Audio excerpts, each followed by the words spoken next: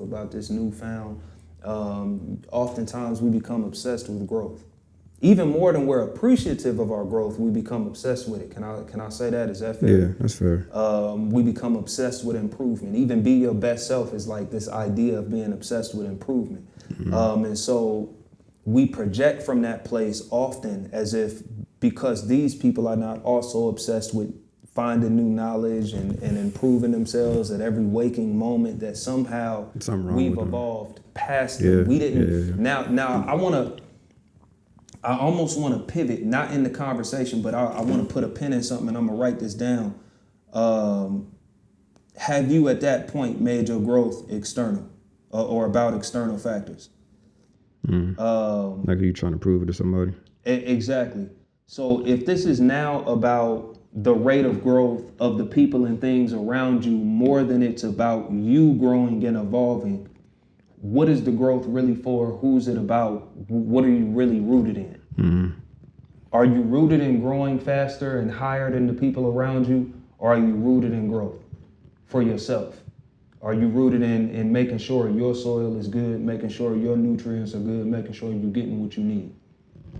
It's right to question your environment, so I don't want to make it seem like questioning your environment is wrong, but I just want to, in a sense, the same as Cousin Kenny, warn people that oftentimes it's easy to start thinking that you're better than people and not realize it. Yeah. I think it's just a plain way to say it. It's very easy to start thinking that you're better than folks and not realize it. Yeah, because like even with like, a scientist would say the more they know, the more they realize they don't know. Exactly. You know what I'm saying?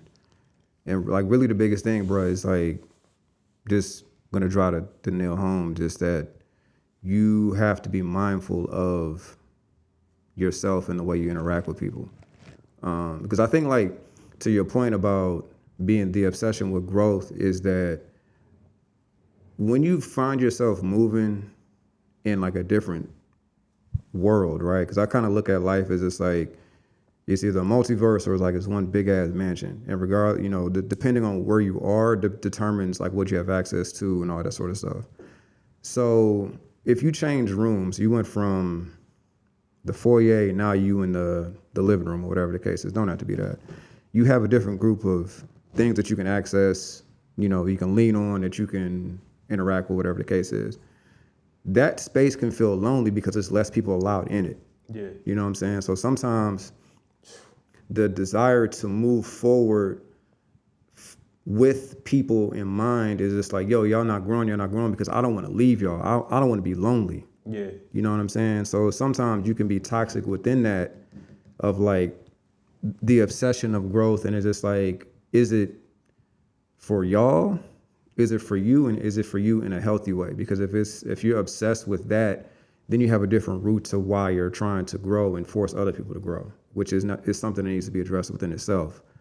I'm gonna throw this question back out there. Do you respect your growth enough to replant yourself? There's two. The large question. I'm sorry. Should you still be there? Okay. Under that, you need to ask yourself, do they respect your growth? Do you respect your growth enough to replant yourself in healthier soil if needed? The scenario Cousin Kenny is talking about, you need to ask yourself that second question. Do you respect yourself enough to replant yourself in healthier soil / a bigger pot if needed?